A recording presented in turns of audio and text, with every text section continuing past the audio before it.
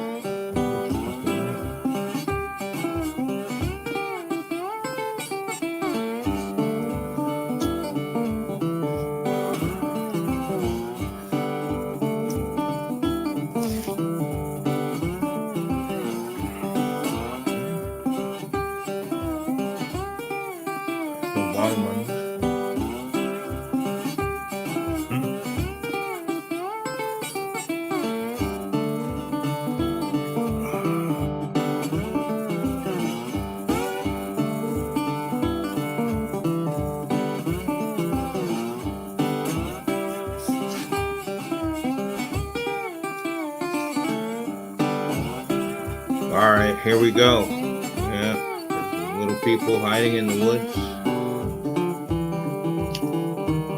Dimensional realms, lifting of the veils. We're seeing them more often, right? Even getting them on film sometimes. We're lucky. If they want to be filmed. If they let you film them.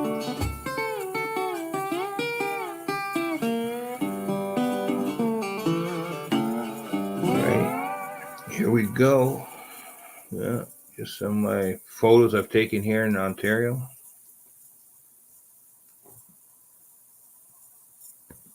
Okay, let me put something else up here. Still waiting on my guest. Okay, where is he? I'm not sure.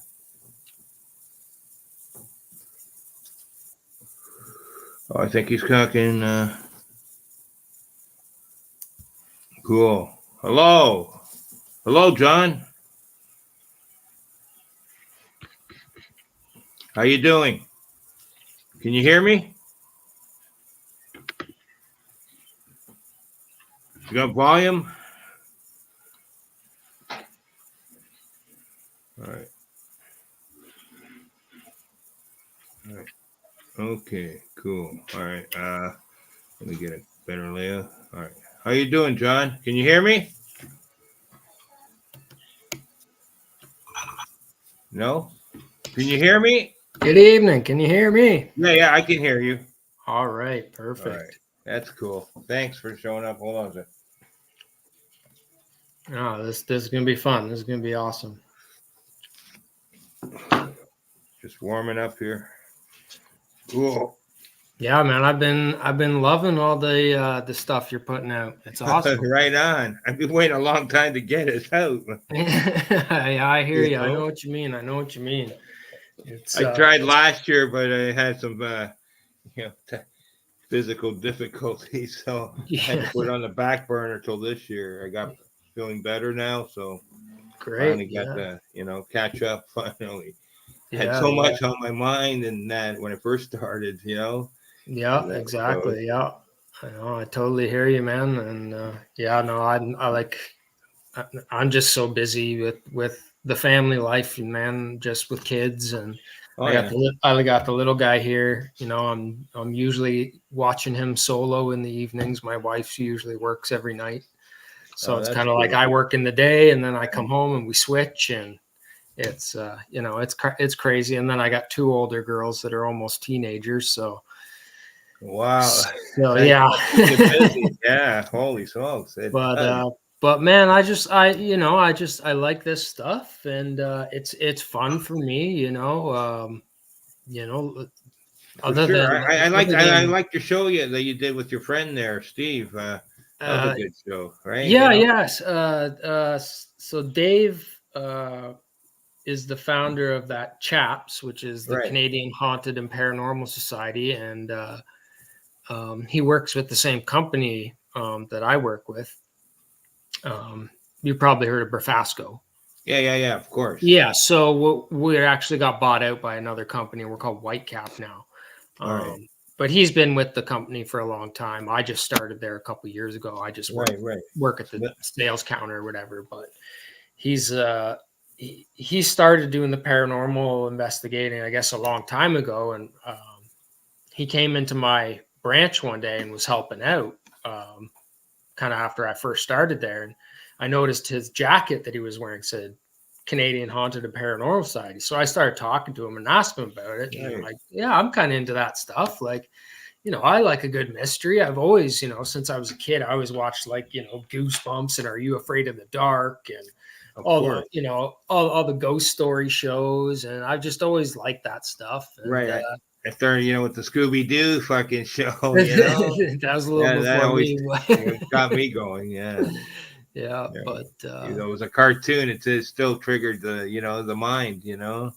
That. So, but yeah, no. So it's cool. But hey, it's 9:00. I don't know. Let's start. Yeah, let's start the show. And but I can play a video here. A quick video, just to warm up here. 1 second. Let me just play a quick video. I want to show it. I was checking out some of my videos there the other day, right? And boy, man, I don't know if it looks different when you're up here looking at your video, and I've seen stuff I didn't see before. Do you understand? In that it was like for the Sasquatch, and it just blew me away, And okay, right, and this my friend Ninja Dave filmed this scene. This is what I spotted this one for him. He missed this, and then that was in his background was a bunch of dogmen and Sasquatch with a tree blind. Little people, amazing, down in Tennessee. Yeah, this background scene I got. Hold on. Cool. All right. Yeah, Tennessee that was seems a ferry like a pretty crazy place there. Yeah. A. Do you see the A for the anarchy? Yeah. That was an A. No, I can't see the video on the screen. It's just okay. A black Okay. screen. All right. Let's just get this over with here.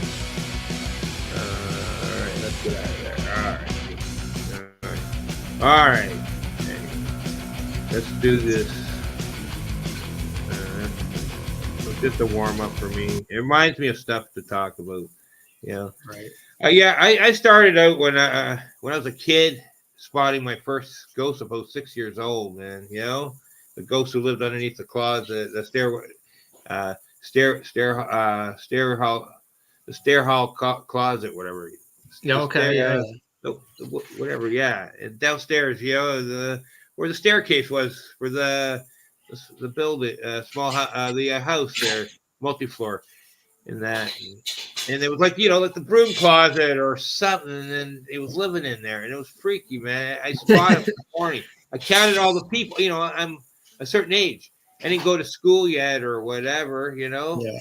And that, so you're just at a certain age. You're just, the other kids are sleeping. The smaller kids, the bigger kids are still, I don't know, doing other things. You're like in between, and I started counting, how you play little games and you start counting the people or something just to pass the time away.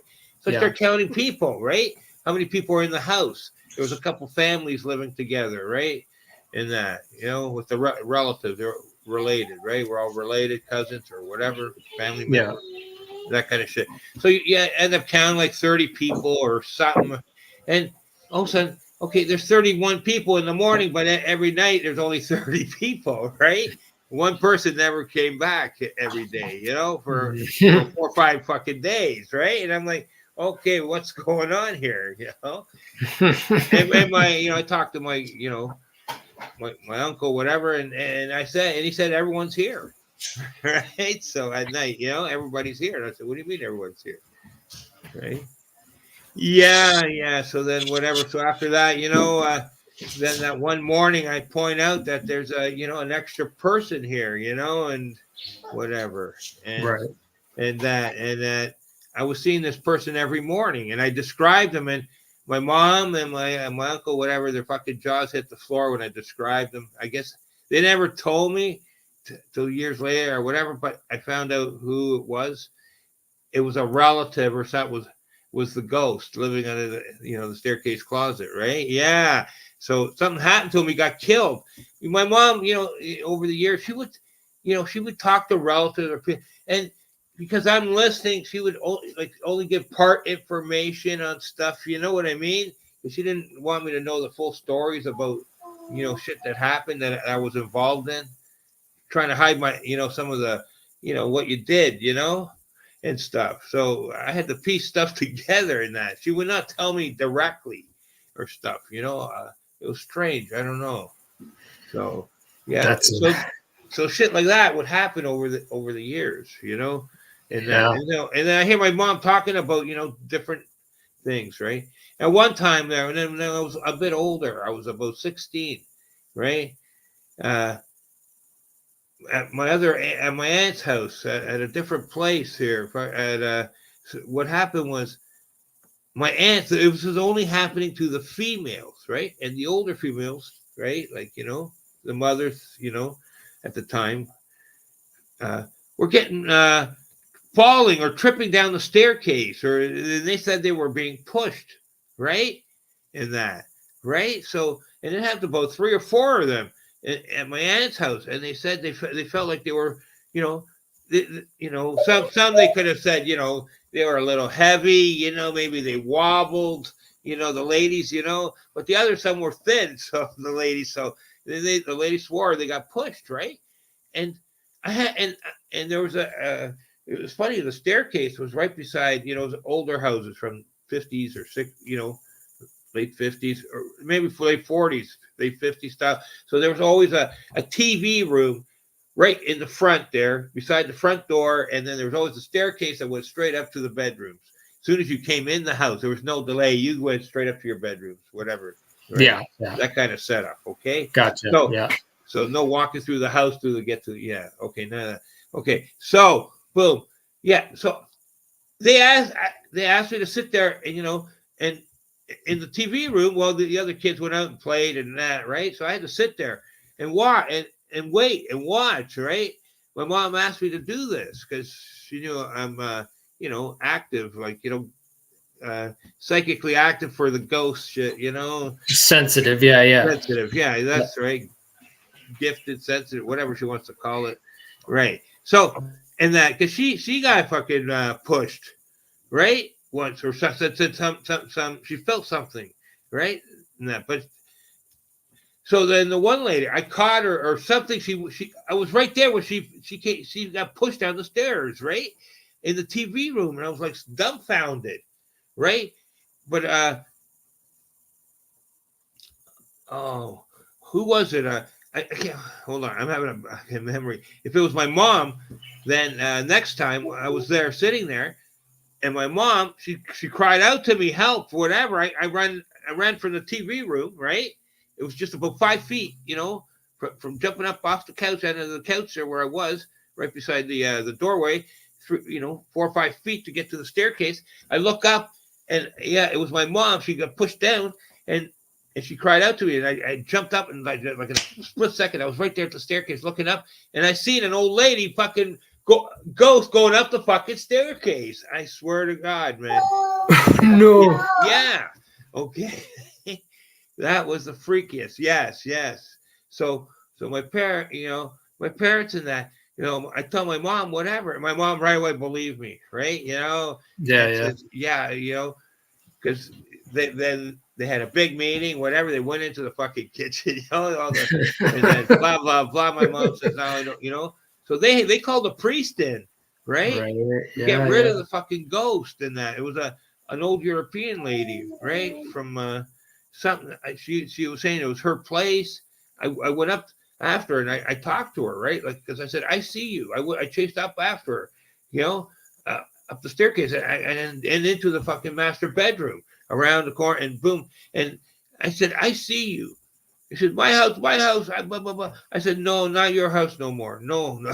I said, "No, not no." I said, "Not your house." Yeah, you gotta leave and stop That's pushing right. people. That's what I said. You have to leave. She didn't want to leave.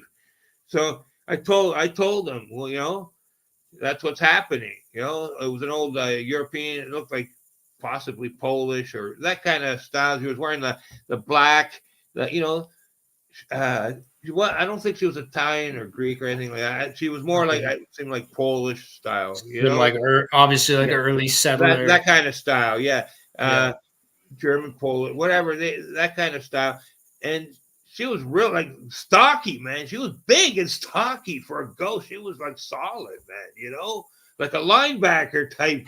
And she was like 5'4" or something, five Yeah. 5'3" about there, and she was stocky. That's why she was able to push the fucking ladies. And like she knew how to use the energy, propel that energy within them, and push. And then, yeah, because my mom and one of my aunts said it felt like hands, right, touching them, right, instead of just it said they actually felt like hands instead of like like an energy ball or something like that.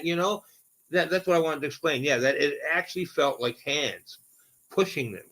Yeah, Probably that they felt. cold hands probably at that. I don't remember any of that, but I did. I But just remember the hands, right? yeah. Yeah. But I do want to jump into the Sasquatch stuff Yeah, sure. a Whatever you little want bit to talk about, no problem. and a few other things Hold on. Let from me go some of ahead. the Yeah, from some of the for stuff sure. on your past shows there that you've recently released, Right on. because I thought you made a lot of good points on certain things that anybody who, like myself, is just kind of I'm so busy with the family life that I'm just kind of an armchair researcher at this point. I don't really get out in the field much to do much, but That's okay. Whatever you can do, my but friend. before that, I mean, I was always outside hiking. I always loved hiking. For sure, John. And I've always just kind of noticed certain things that I don't know, it didn't make sense to me. And I'm the kind of person who doesn't necessarily stick to the trail. I Right. like to just go where people don't go. I like to explore when I'm out hiking by myself. And I've found certain things that were compelling to me, and this was before I even really got into the subject at all. I mean, I had a basic maybe knowledge of certain things, but that's before I kind of really dived into it a lot more. Right. And since my son's about 2 years old now almost, and for the past year and a half I've been just kind of armchair researching a lot, and compiling Right. my own data just for my own knowledge and my own peace of mind. And it's cool to connect with you, somebody who sort of grew up in my area. And I've also found some correlations between some of the stuff that you've previously told me and shared with me, Right. with even my own mother, who was not into anything close to UFOs, ghosts, paranormal, nothing. I mean, she wouldn't be completely skeptical, but it's just not anything that's going on in her life, in her everyday thing going on. Not a Right. thought of it whatsoever. Very conservative parents. I grew up in a a Christian home, raised, but I've was also tested and as a gifted child when I was in about grade 5, Oh, and right passed on. and passed with flying colors. So I've always had a high IQ and always been very observant. So yeah, I've noticed some things. But yeah, so it's cool to connect with you. But I definitely want to talk to you a little bit more about particularly the incident that you shared with me when you were in the Boy Scouts. Oh, yeah. That's If you right. want to dive into that a little bit. For sure. That was Um, a good one, right? That was my first time, I think. yeah, Right? I think you said you were Right. Yeah. you're I- pretty I- young. right. I was only 14, so Yeah. right. But I think I was having contact, like telepathic contact there from the Sasquatch every Yeah, now so and now I then. remember you telling me that you guys were doing some sort of activity out in the field in a big group, Right. and I think you split off into some smaller groups. Yes. Um, you kind of had walked through some weeds or something, and it Okay, had you kind hold of on. had a Yeah. bit of an Okay. allergic For reaction. first thing first. Okay, we were there for 2 days, right? Oh, I think okay, we yeah, got there Friday night, so we were there Friday night and a Saturday night and Sunday too. Okay, so we're there for 3 days. Okay, so both encounters happened on Saturday and Sunday. Okay, right? Like first was a interdimensional, then there was the physical. On Sunday was the physical. okay, On Saturday was like the interdimensional, spiritual type. okay, Sort of. yeah. Okay, right. Now Yeah. So so this hold on, thing let me material. just say it really quick. What happened Yeah, was I had a bronchial asthma attack from right. the weeds. The Scoutmaster's son put the tent on top, right? And it wasn't his fault. He got Yeah, shit, but I don't know. Like he's whatever. supposed to know that those were noxious weeds. For me, Yeah, it was, but not you're for kidding. those other guys. Yeah. I have the same sort of stuff. I Right. have terrible Yeah. allergies So and any sort of and it pollen. hit me hard, and I had to sit around on a chair. They gave me oxygen. I was surprised they even brought oxygen. So I was like really Yeah, surprised, well, right? that's And my cool. Scoutmaster brought oxygen, one of them, Well, right? that's awesome. And yeah, I had to sit on a chair while they went off to do an activity in that, I had to sit there, and that's when I had the spiritual encounter, right? Now, Happened. no, I mean, I didn't even need to Right. bring That that was, up. but if you It's want to kind talk of about the physical one the next day, yeah, okay, let's get into that one. Yeah, okay. I want to talk about this sort of interdimensional one. I don't think the allergic thing has anything to do with it. But I just wanted to ask you more about sort of the physical characteristics of what you saw. Um, Sure, man. with this being, this entity, when it Sure. appeared to you, did it express when it appeared, did it express like surprise to see you? No. I expressed a surprise because it was coming there to see me for a reason. It's Okay. yeah, it was like I've been what's that word? I've been nurtured along, sort of like like a Okay, student, sort of, or something, like being guided along on a I path, got you. right? Right. Right. For whatever reason they have, or use for me in the future. I'm being sort of trained or something for something. It felt like Right. I'm being, because they've been contacting me for about 2 years on and off. Every now and then I would get a message, a spiritual message, and I knew it was them sending it to me. Okay. And it was Okay. like, there was a visual Right. and Right. a telepathic, right? But I Okay. couldn't talk to them back or anything at that time. I see. I Okay, I see. didn't have that skill or that, but Right. I would get like every couple months a message. More in the summertime, not too much in the winter. Summer was for us was outdoors. Winter was indoors. Yeah. And Yeah. other than playing hockey and that, Yeah. Sasquatch and that was not on our minds. Yeah. Okay, Yeah. Sasquatch Yeah. Well, for us. maybe they were Where I closer to lived you in in the Downsview summer at the too. time, Sasquatch was always a summer thing. Yeah. We started talking about all that stuff from May on to October, it was Sasquatch, Bermuda Triangle, Nessie, all that stuff, Gotcha. It was Gotcha. big interest for me and my friend Dave, his brother Paul, his family, who they had, the kids had my friend Dave who was in my class, had an encounter there in Bon Echo Park. Okay, you heard of Bon Echo? Yeah. I was Yeah. supposed to go with him, but I couldn't go because my mom got sick or something, right? So I couldn't go. And that's funny that he got to see the Bigfoot, and my friend there, his older brother was with him, and they just split off, whatever, to go. He wanted to go check something out, and he seen, and he was as white as a ghost and everything. And the older brother, he didn't lie and stuff. Okay, he was famous. He was known for not lying. Okay, in that he was a good, in that. So, and I believed him 100%.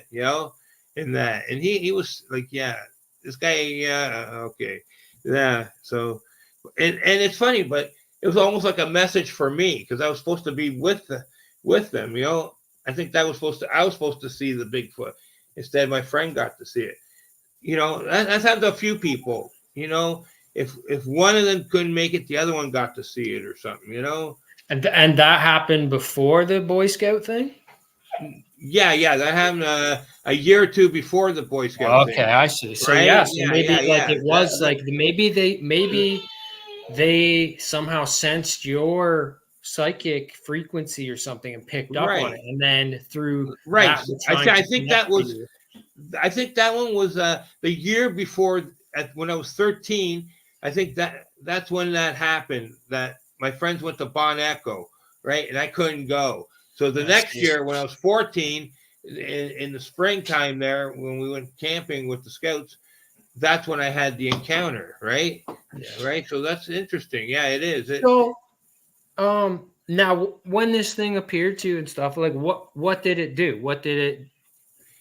And how long? The first time when it appeared to me, I was sitting on a chair like I'm doing now, like with my feet on the ground, kind of, just sitting in a chair like this, whatever. And it appeared 7, 8 feet, whatever, but it was like hovering off the ground, right at my knee level, right in front of me, right, and I'm looking up at it, right, and it was about 7 feet tall, right, and it looked like a bit hunched down, looking at me, right. And it talked to me, told me not to be afraid or whatever. And it talked to me. And it was right in front of me, about 2 feet in front of me. Right. And how long did that interaction last? About 30 seconds, a minute the most. And right. then it just and it was quick. There was a guy who was hanging around who went, and I told him, yeah, you can go. He was there watching me, just hanging around, had to watch me. And I said, I'm fine, I'm okay. I'll meet up with you guys shortly, right? I'm feeling better. I'll be up in a few minutes, right? And he went, okay, so he wanted to go and hang. He didn't want to sit there with me, bored to death, watching me. He didn't want to be a babysitter. So boom. And then, as soon as he left, boom, it happened, man. All of a sudden, and he was like a dark brown color, and it blew me away, because whatever. But he exuded warmth. Energy and the sense, you're like an empath. It was like a warm feel, like not a loving feeling, not intimidating, a friendly feeling. I didn't sense no danger or stuff like that. It was actually like you felt safe, that kind of feeling. That was aura around me, So and I could sense the aura, the energy around them too, That's what was strange. After that, the next day, tell me about that physical encounter. Right, the physical kind. So, like I said, that lasted for about, I thought, had a little interchange with them, and I physically talked to it. Well, it talked to me. I don't know if it was talking to me in my brain or physical words. It looked like physical words, but it could have just been implanted, like the telepathic into my brain. Yeah. But every time I communicate, I always talk physically, and so they understand and send me back messages. So that's the only way I can communicate. You know, so I'm not no Spock here, fucking, you know, complete. I try that sometimes, it works, but mostly I like to talk, okay, and so same thing. So the next day, you know, when I was with two other guys, two scouts, right? So we're by the river, right? And I spot one of those the rocks, the stacked rocks, you know, the formation. Oh, okay, yeah. 3 or 4 stacked rocks, and there was 2 of them, right? And we're there was 2. There was one over here and one over there. And we're checking it out. And with the 2, and I told him, hey, I'm gonna go over here. There was a little bend, a little thing there, right? I seen one, right? Another one, right? But I wanted to go myself, right? In that, and because to see, I seen something, right? My peripheral vision caught something in the tree line, right? Around this, like, you know, here was the ridge that went up, right? So I had to go around the ridge where the ridge came down to the, you know, ground level, right? Where it started up. I had to go around the ridge to the back tree line, right? Something caught my eye, right? And I seen the rock formation, but there was something behind the rock formation. Something caught my eye. And I told those guys, hey, you guys search down here by the creek and I'll go up here, you know, at the tree line and see if there's anything there. And so I went up there and boom. And that's when I seen him between the 2 trees, right? Fucking standing there. And he about 10 feet away from me, the same fucking dude. But this time he was in a physical form. The other time he was like, you know, you could see through him a bit. You know what I mean? Okay, so right? It was the same guy. one. Yeah, same guy, okay. Right. Okay. Same color, same face, everything. And, you know, and I felt at ease, right? He says, are you going to tell them? And that I said, no, I'm not going to, because whatever, something happened to me when I was younger. You know, I said, no, I'm not going to say anything, right? You're not. So he was talking to me for a minute, whatever. And they go, who are you talking to? You know, the other guys were curious, right? They didn't trust me. They always looked at me strange for some reason. And who are you talking to? They said, I said, I'm talking to myself. I said, right? I said, I'm just amazed. I seen the thing there, the formation, right? In that. And said, I told the guy, he goes, you know, the Sasquatch says, are you going to tell them? I said, no, I'm not going to tell them. You know, he said, you know, it's a good, whatever, something simple like that, you know, and fucking, that was it, you know, like whatever. But he I can't remember, so long ago, but he said something to me both times, you know. I'm trying to think of it, whatever, like, you know, it's like I said, it was like they were scouting me or nurturing me along. I didn't always get, see, that's the problem. Over the fucking 50 years, 40, 50 years, I always wanted to be free. I didn't want to be attached to this group or that group, Sasquatch included.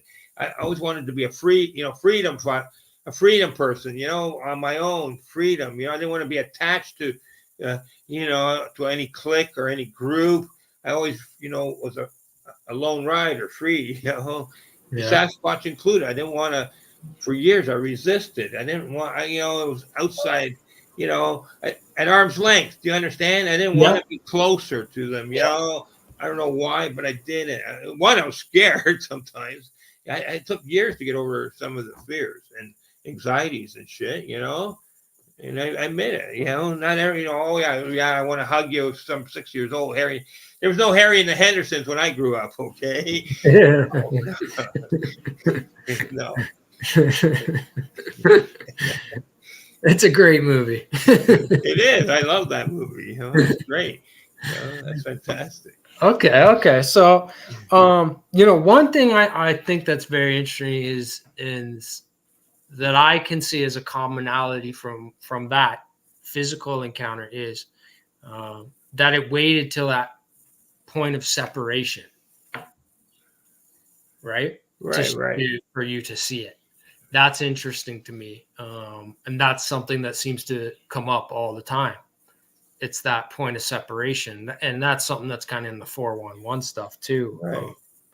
Yeah, I found it amazing that it came the first day in the physical, spiritual, like the non-physical, the spiritual, like, you know, dimensional form. And then the next day was the physical form, right? You know, it was strange that I got to see that, you know? Yeah. that they were sending me a message, like we're more than just, a physical mass, right? Do you understand? We're a higher being or something, some of them, I think, personally, I believe, like I said, I explained a while back that, I think some of the Sasquatch, the Sabe are higher learning, more educated. You're right. Teach, I think you have teachers or, there's that go around and teach definitely them, a very high intelligence, high right? psychic Right. I intelligence say, going on. There's for definitely something beyond just our regular thing. Oh, hey, just give me 1 sec. I'm just gonna get this guy. Yeah, for sure. I gotta check the chat line. See if I got any comments. But I want to touch too on your little people encounters too. Right. Hello. Let's check out the chat. Try looking at Gators. Hello, Gator. Mr. Gator Sky Exploration. How you doing, my friend? Sorry, I didn't mean to cut you guys off. Cool. Thank you. Hello, Joe. Big hairy spider. Cool. Sure. Hello. Right on. Hello. Thank you.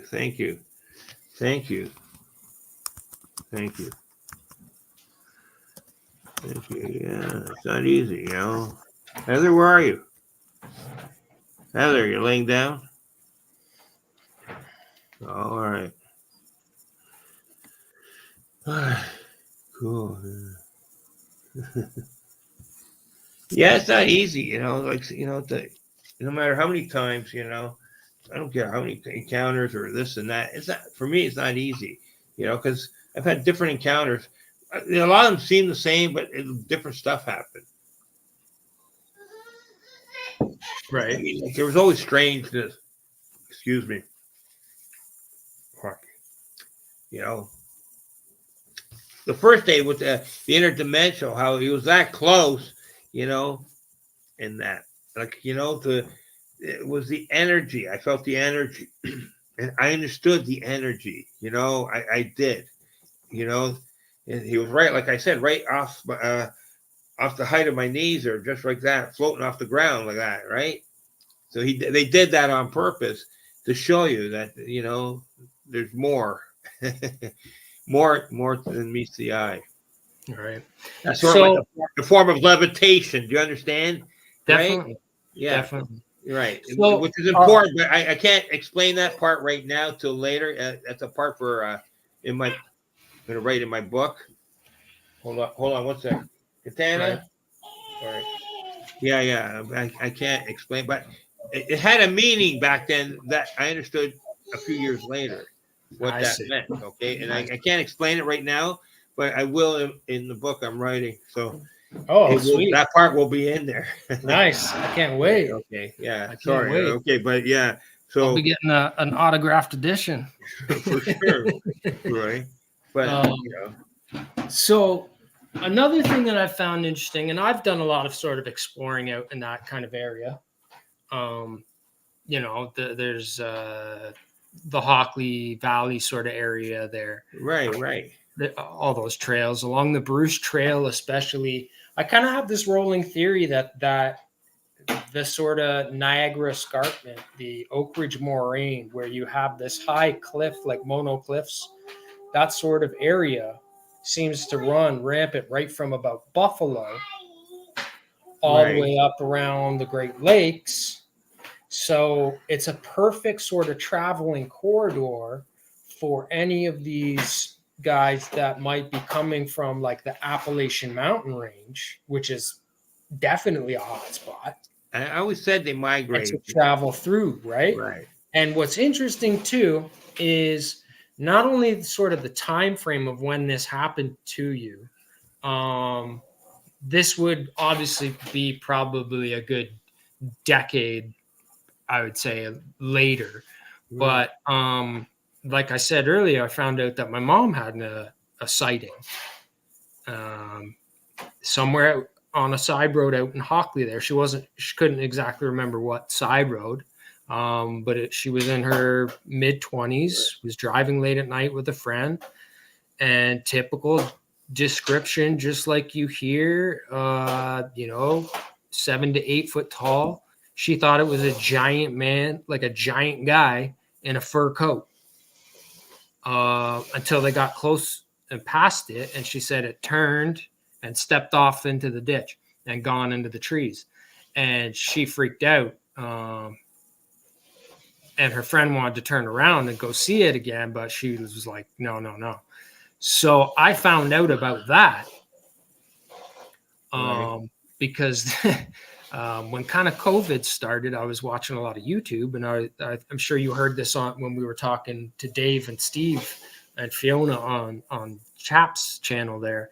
And I talked about this. I was watching that video of Todd Standing's supposed close-up little videos he has of these beings, 1 or 2 different ones sort of in behind the trees. And she walked in the door as I was watching this on my big screen TV and turned and looked, and she just lost it and ran out the door. And I've never seen her like that. And I was concerned and ran after him. Was like, what? Like, what's wrong with you? Are you okay? She's like, what was that thing? What was that thing? I've seen that thing before. And I was like, what? So, and I mean, Todd Standing is a very eccentric character, and I've said it before, and a lot of people don't really buy into his stuff, and I don't necessarily either, because he doesn't. It wouldn't surprise me. I wouldn't put it past him to fake something in order to try and push his agenda, which is to get the British Columbia government to recognize this creature and protect it. Right. Right. So it doesn't seem like, and he seems like he's so embedded into it. I mean, he lives up in the mountains and is out there every day, boots on the ground, where nobody goes for weeks on end. You know what I mean? So I don't discredit him, but I wouldn't put it past him to hoax something to bring more attention to what he's trying to do, is kind of what I'm trying to say, right? Which is unfortunate. But I mean, I take it with a grain of salt. Like I take all of this with a grain of salt, right? Me personally, I haven't seen anything that I would call supernatural. I haven't had, I mean, I've seen a few weird sort of ghosty things like in my friends' houses and basements and stuff when I was younger, but nothing serious enough to make noteworthy of. However, I did have a wolf encounter a few years back, very close to here, in Mulmer, which is just sort of north of Orangeville here, the Boyne Valley Provincial Park. It's sort of, there's a road that sort of winds up and goes through, and on one side you can go through, which seems like the heavily sort of hiked area that everybody goes to because there's a big lookout hill called McMurphy's Lookout or something like that, or the Pinnacle or something. I've checked it out. It's a beautiful spot. You can see forever. You can see Georgian Bay from there.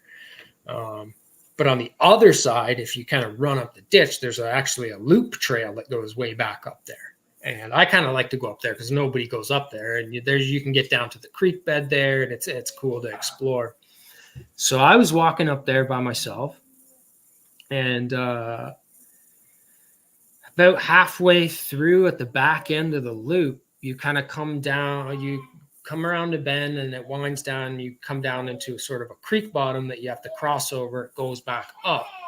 And when it goes back up, when you get to the top, you're in this really heavy planted old pine forest. And it's rows of pines. So you can tell it's a planted forest, right?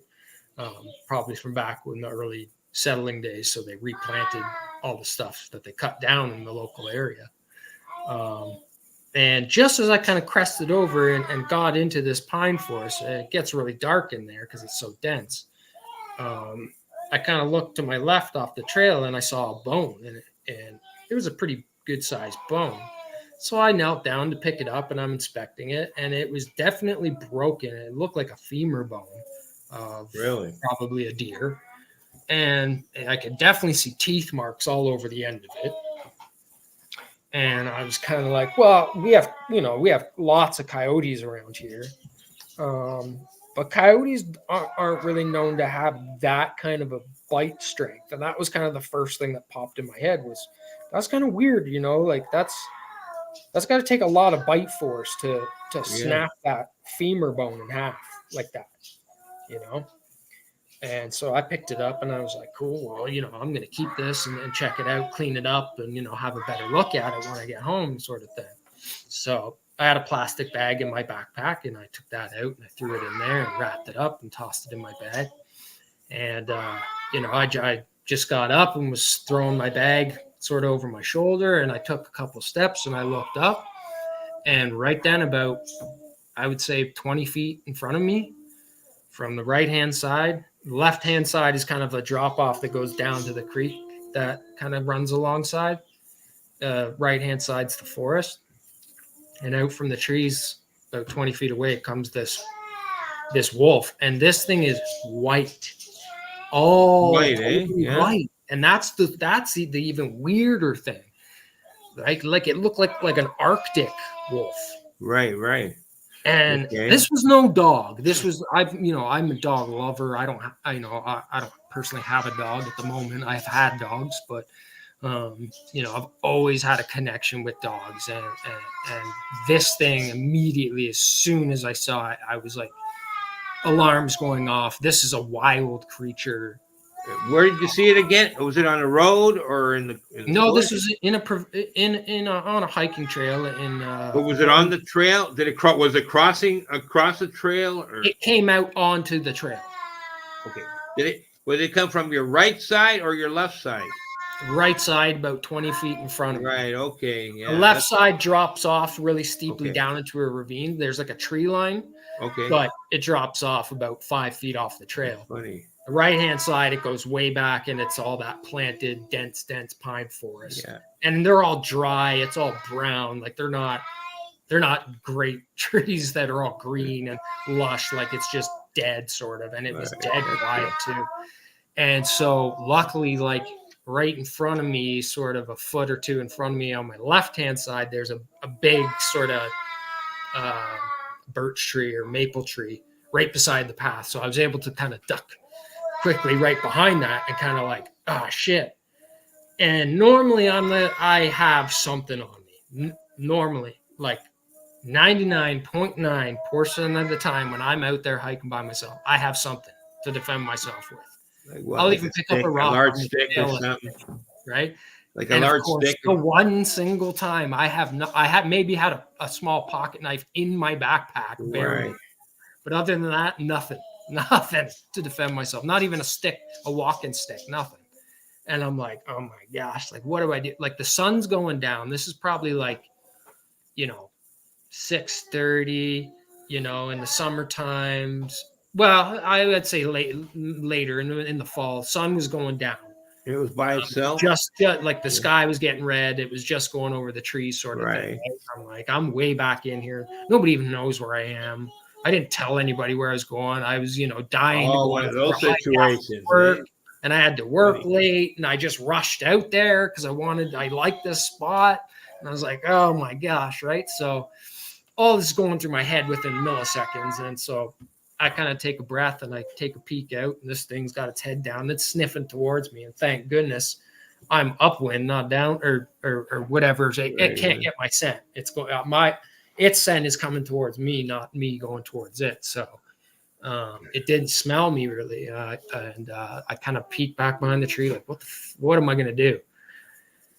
And, so I waited a couple seconds and I looked out again, and it had turned and was walking away from me back up the trail. And I just started backstepping, keeping my eyes on this thing. And it walked about a good, 20, 30 feet up the trail and then went back into the tree line. And I just turned and bolted all the way back to the car. And did it growl at you or anything, or no? No. It just tried to get my scent, and it couldn't get my scent, and it turned around and didn't have any interest at that point. So right. But I did go back about 2 weeks later. Did a full loop of that trail when there was more sunlight. well more prepared. And I did find some clumps of white fur that definitely looked canine to me, like what I've seen from, other sort of longer haired dogs of a similar size. But this thing was big. Like, I've seen big huskies, and this thing was as big as probably the biggest husky I've ever seen. Right. That's good. You know why? Because I had an encounter too with a wolf. They're in the same time period when I had my dogman encounter. I had a huge black wolf, solid black color, right? Crossed the road in front of my truck, right? Okay. This thing was huge. It was like almost like 4 feet to the shoulder, right? That's tall. Okay. My truck was 4 feet wide, and from head to before the tail, it fit perfectly, with the tail sticking out, and that crossing right in front of my truck on the road, on the city street, man, right? Like the highway was probably a mile up the road, right? I don't know what these dogs. I don't know, man. I don't know. Hold on, but this happened 2-3 times, and I chased it. I followed it, and I don't know if it lived at this corner house around the corner from where I was living in this small town, right out in Oakville, and I chased the fucking thing, and it was huge, man. And it waited for my truck to cross in front of my truck 3 times, man. I had to stop the vehicle, right? Sure, the left turn was just maybe fucking 100 feet up the street, but 50 to 100 feet up the street, 100 feet, okay? Because I chased the fucking thing. It was a hydrofield that came out of, right? And the hydrofield went all right up to the 401. And so I'm like, and there was some kind of nature reserve further up the 401 there. I'll get the name and the coordinates and that, and I'll put them in the group there, and I'll let you know after tomorrow, whatever. And it was strange. And I was wondering if it came from that area there. Was it Hockley? You said Hockley. There was a place. I have to look at the map. Okay, but it's north of Oakville. There was a place. We used to go mountain bike riding up there. There was a place. But anyways, and I'm wondering if this wolf came from that area. You know what I mean? And there was also like the indigenous natives there, Six Nations or whatever they're called. They're close by there too, right? So. I said, is there some kind of connection, right? A triangle connection, here from my seeing the wolf too. This solid black, big, huge, man. I chased that thing with my truck down the street. It went underneath the fence, like there was a hole in the fence. And I wasn't sticking my head up over the fence to look like Kolchak did in Night Stalker there. Get your head chomped off.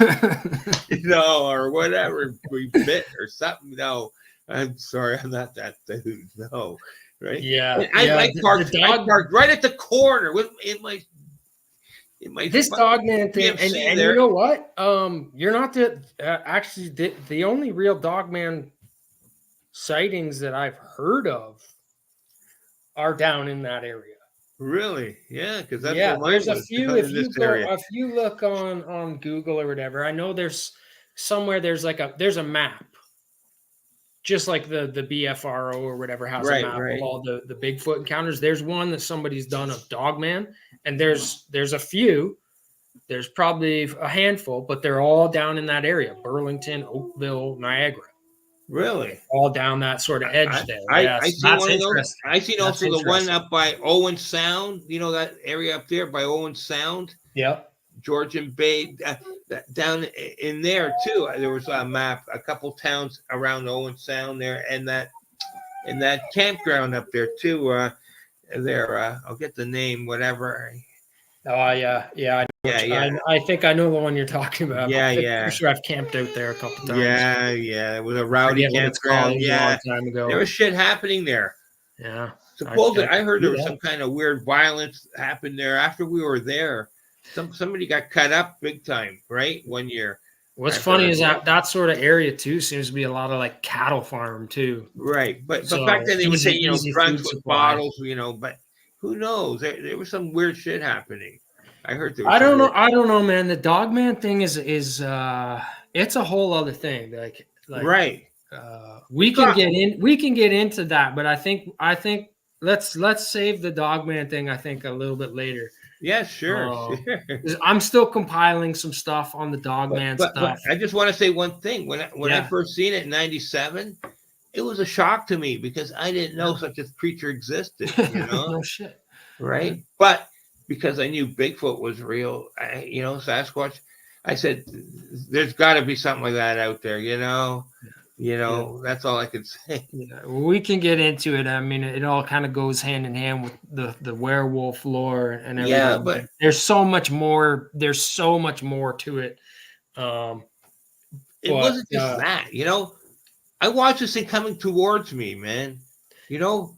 Well, I think walking fast pace or whatever, running, and the way its feet was shaped, its head, the claws, the hands. I couldn't believe it. Like, the feet, man, the way the feet were fucking shaped. I was like, what kind of fucking feet? It wasn't fucking dog feet either, it's definitely something. I was looking to see if there was a handler, like a government handler, fucking somewhere down in the beachhead. After this thing they open a cage and let this thing out, like that. Yeah. I swear to God, I was looking. I'm a Christian. I believe in God, man. I looked down that fucking beachhead to see if somebody had a cage and let this fucking thing out, man. I said, come on, there's got to be a human attached to this fucking thing. Somebody is controlling this thing. They got to be. You're telling me this thing is just freely running around, fucking just on its merrily way down the fucking beachhead? No, on Lake Ontario? There's no fucking way, man. Okay. Well, now Yeah, this is a good spot for me to interject, though, because you kind of said something in one of your past shows about sort of why do these experiences happen? Why do these encounters happen? Why is it certain people? It's not everybody, is it? And it seems like, if a person sees one of these things, they usually end up having either multiple encounters or they see other things as well.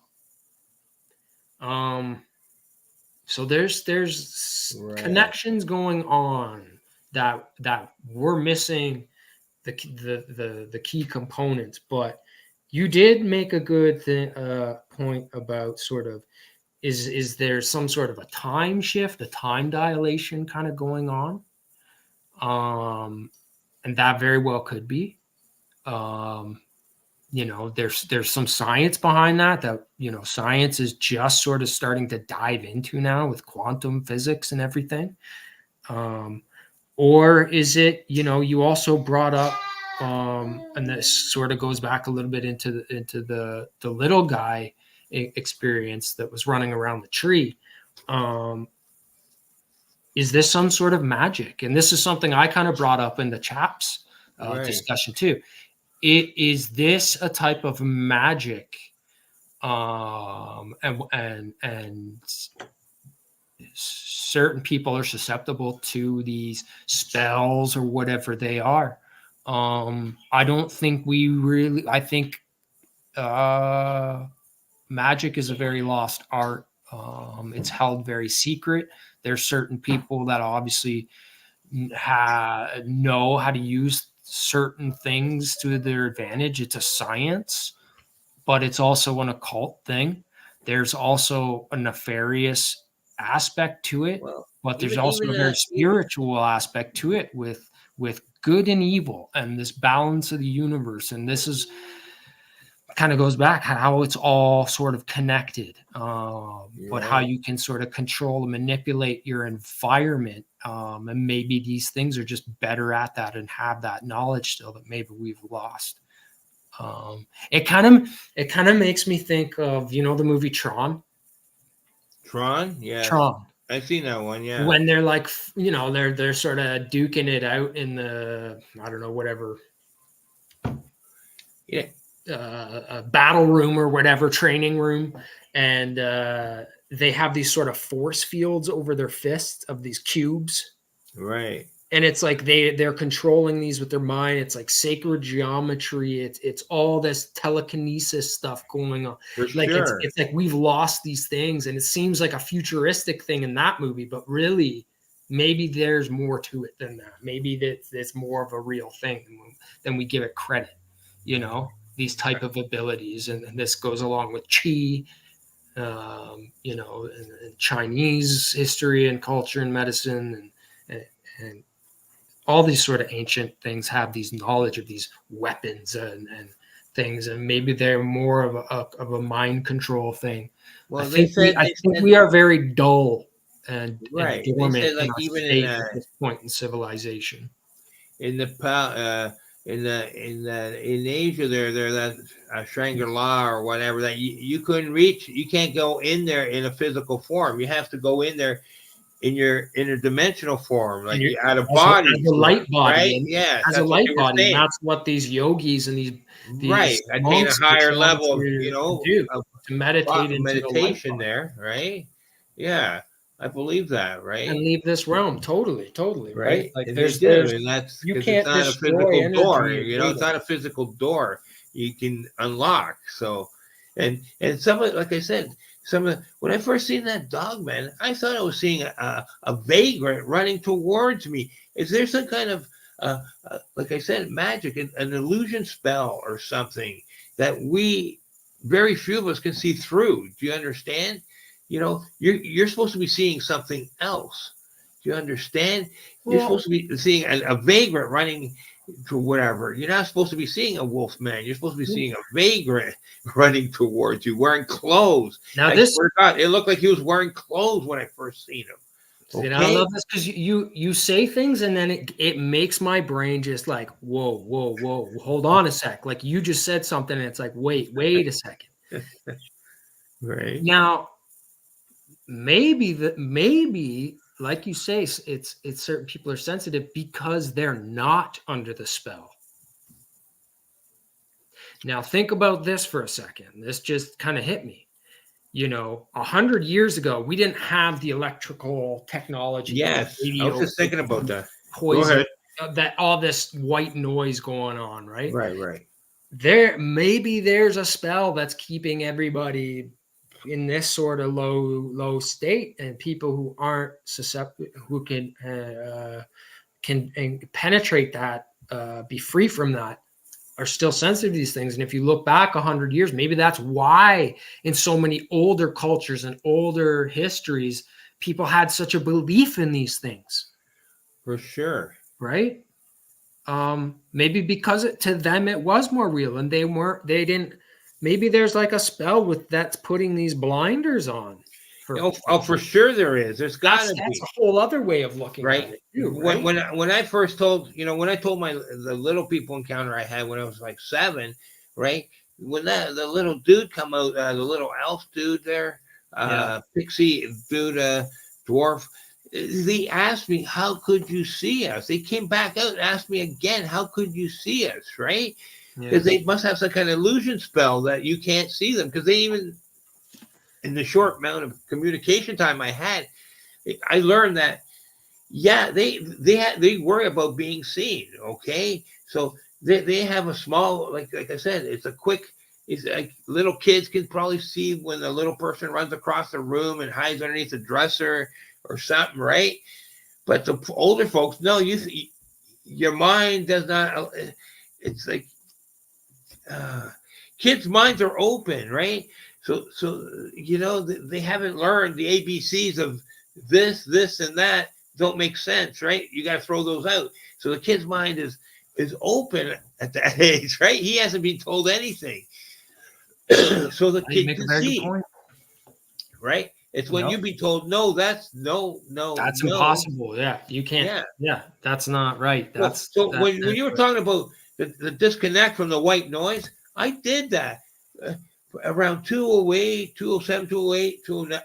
I can't remember what year it was, but I said I'm going to do 1 year and disconnect from the radio, the TV, I'm gonna get all that electronic shit out of the bedroom. I'm gonna have none of that stuff in the bedroom for 1 year to see. Am I gonna have more contact? Because I was looking into that stuff. There was claims that you could have more contact if you disconnect. So I didn't have anything, like connected to me. I went light, like light, empty light. Walk more, this, that to see. And I had some interesting things happen. Do you understand? Absolutely. I had more things come, like my intuitions, my other stuff multiplied. Sure. Do you understand? I think that just makes sense. Yeah, things are quieter and you can focus more, right? Right. With So everything then, is so an then energy. some of those people, when they were hermits and eccentrics living in a cave or something, they've probably seen all kinds of stuff and were shunned by society and had to go live in some of those places like that. You know what I mean? Yeah, for sure. Right? They were seeing all kinds of stuff. For sure. Yeah. It's the that dwarf guy, elf guy, whatever. I recently was just listening to, I don't know, one podcast. I think it was either Sasquatch Theory or Sasquatch Odyssey. Sure. There was one, and somebody was talking, and it was almost identical to your story. So that was right. That was pretty cool. That was pretty interesting. It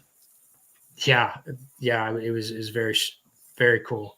Right. See when see what happened was when that elf, right? He come out, right, out of that tree. All right. Okay. Right. There was a nesting hole, right? Where's my thing here? Right. There was a nesting hole, right? If you can see, hold on. There was a nesting hole, right? There in the middle. But when he came out of that tree and he went around, he was at a 45-degree angle like that, right? See that? 45-degree going around 3 times, up and down. But he didn't have no spikes on his shoes. Yeah, no cleats. Kind of magic gravity. How could he was going only at a certain speed? He wasn't going subatomic speed fast. He was just going fast, but at a steady pace, like a squirrel. He scattered like a squirrel. Yeah. And he went back.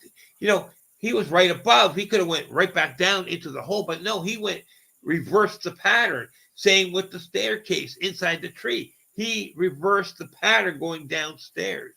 Right. Do you understand? He had to do the same function in reverse. Why? Why couldn't he just jump into the hole from the perch, right? If he's not, why would he spend the time to have to go right back down the tree like a squirrel again? What for? I already knew I could see him, and he was bloody hell shocked that I could see him. Okay, we're not supposed to see them. Okay, do you understand? He wasn't told about me. Okay, somebody gave him a memo saying this guy is here. So how many portals do these guys travel through and pop out and say, okay, I can, Billy Joe Jim Bob's down here, sitting here on a stump. Watch out for this guy, right? Watch out for the 2-headed fucking slug man over here. Who knows, right? Well, I certainly think, those type of things, those type of encounters where whatever the entity you sort of run into, and it seems to be surprised to see you, and that's kind of why I asked you at the beginning. Right. It was literally shocked. I definitely think that is us crossing some sort of portal, vortex, something. So are we sharing the same space? So like a parallel universe where it's overlapping somehow in a connection point or something. It definitely seems like something like that. Like when it came out of the hole, right? I was right there. It must have seen me when it came out and was going around the tree and that. But it most likely assumed that I could not see. And the illusion spell was working. Do you understand? Right. Yes. And so when it does the pattern of the squirrel, right? That's an illusion that you think it's a squirrel going around that tree. Do you understand? Maybe normally everybody else sees it as a squirrel, but it's not really a squirrel. Just like maybe that crow that was cawing and following you all over the Right. city the other day, squawking at you to the Yeah, well, point you where know other what's people were looking up and pointing at it. strange is I put the camera right on it twice. All right, Yeah, I've made a bunch of videos in the past month. Okay, yeah, about 100 videos, and I twice I put it right on. I couldn't get it.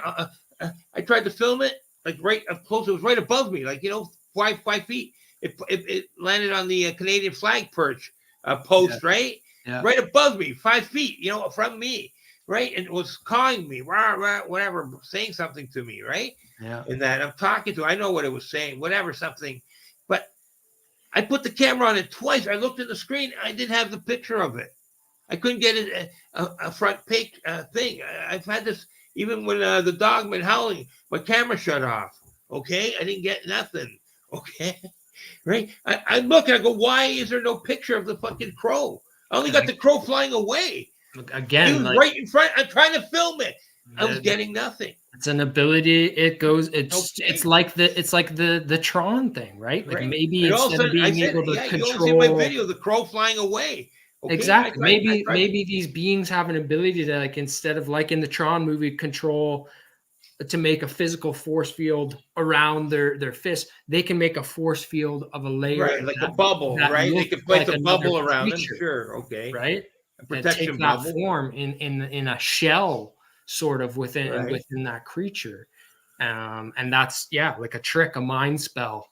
I don't know. It's very interesting, man. It's very interesting, and it's a lot to think about. I personally want to know, like, am I getting a message, like, from the crow?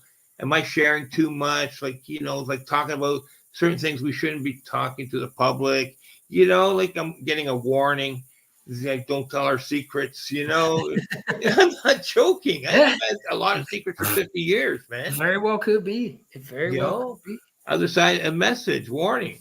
Yeah. I've had warnings from the government, don't share. I've had warnings from the fucking people, the cryptids too. I've had warnings, on Yeah. and off over the years. I've had, stuff. But what can we do? I don't know, man.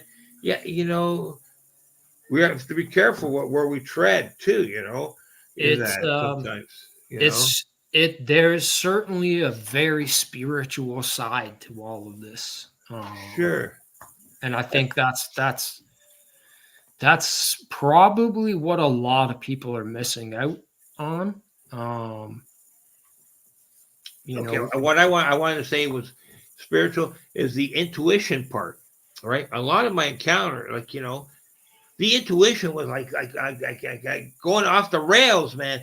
Like ding, ding, ding, ding, bells were ringing. Like, there's something going to happen big time in the next day or two, right? If you go to this area, right, where I had the dog medic, here alarm bells. They drove me past it, showed me where the site was, where I wanted to go. Boom, and bells were ringing. As soon as I got towards the place, ding, ding, ding, ding. Same thing back and that, and the people noticed. After on the way back, they noticed. They said something. I said, "Oh no, I forget it now." What I said something to them, and fucking yeah, they were noticing. Why? Even like going there and coming back. Every time I got near to that place, alarm bells started fucking shaking in me. Okay, and my body started fucking vibrating. Well, Okay, that's like you're, in the you're car. They obviously noticed I'm picking vibrating. up on something, and maybe it's like Yeah, that at that point, like you're being drawn there because the energy there is being sort of yeah. sucked in. It's a portal that's, you can sense it's coming. I also sensed, I right? also had at the same time I had a vision. I wanted to go to a different park to ride my mountain bike to get some exercise. I just got out of the hospital at the time, right? So fucking, I also had a vision that if I went to this little park, I'm gonna get arrested and this and that. So I said the only thing is I gotta go to this park where I'm getting, paranormal fucking intuition warning bells. But I'm safe from the coppers, or whatever. So it was a catch-22. I said, cryptid or coppers, cryptid or coppers, like that kind of stuff, and like, oh God, I said, I hope it's not going to be too bad.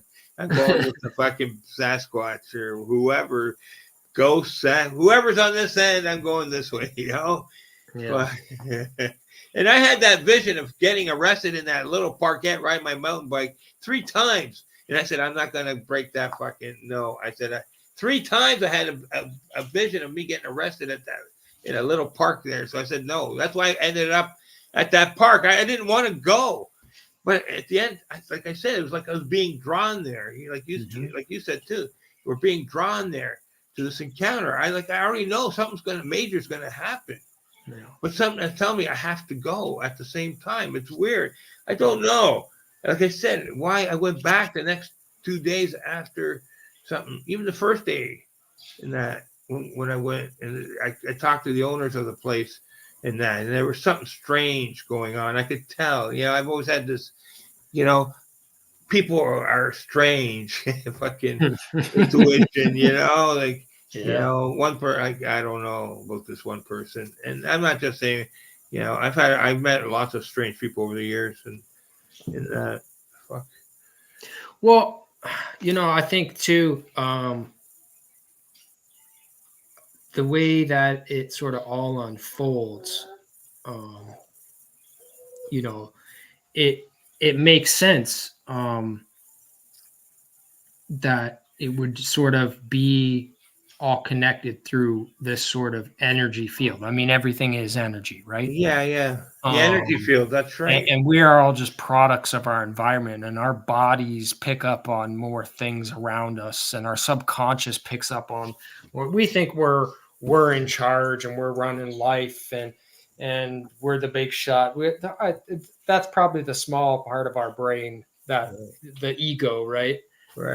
Driving us. But your subconscious mind is what's really, really letting you survive and evolve in this world, and interpreting your surroundings and adapting. You don't make those physical choices yourself necessarily. The physical energy, and your intuition, and you can sense that energy. I remember when I was staying with a friend. I was in Calgary, and I was staying with a friend there. It was the late 90s. And it was wintertime, December, November, December. I would go jogging every night, walk or jog, whatever, for an hour or two, and I always took the same fucking route, okay?